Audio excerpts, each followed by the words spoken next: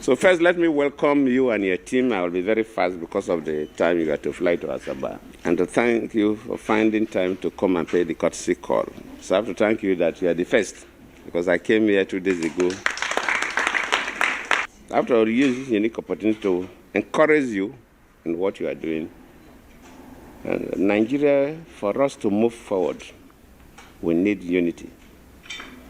So many countries, when you talk about in the late 50s, early 60s, there was prediction that Nigeria and XYZ countries will be at par. I don't want to go into mentioning those names. And you normally ask yourself, why are we still where we are? This was predicted by intellectuals, not ordinary people. People who study the world and look at the world trends and predicted that Nigeria, Brazil, India, blah, blah, blah, will be this. All those countries have left us. But we are still where we are. And we Nigerians must ask ourselves one question. Why have we not been able to move with others? There is, in terms of tribal sentiment, racist sentiments, and so on, it's almost every nation. But the degree we have in Nigeria is very debilitating. It's what is pushing us backward.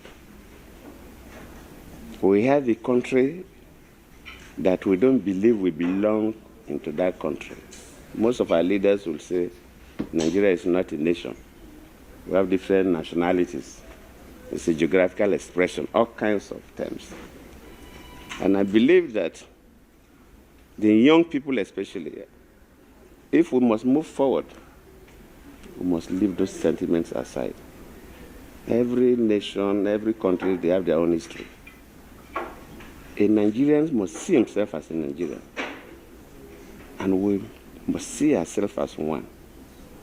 And if I am the president, if the best person to hold a particular office is either from Enugu or from Ibadan or from Sokoto or from Yenagua or from Calabar, it doesn't matter. And until we get to that point, as a nation, we cannot move anywhere. We'll be putting square pegs in round holes and round pegs in square holes because of religious sentiments, tongue sentiments, tribal sentiments. And I believe that if by divine providence you win the election, your first responsibility is to unite Nigeria. Without unity, we cannot solve our security problems. Without unity, we cannot solve our economic problems. So if you unite Nigeria, that is the beginning of a new Nigeria. And a revolution, development or otherwise, that will take place.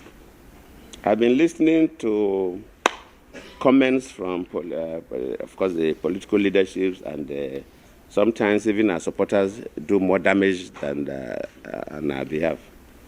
And I must commend you because your utterances so far have not shown any division.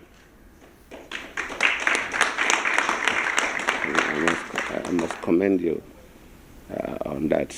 And just keep doing what is right, because you are to be if you win, you'll be a president for the whole nation. You'll not be a president for any group of people. But I must commend the Labour Party, the utterances. Though sometimes people complain about the media, social media supporters.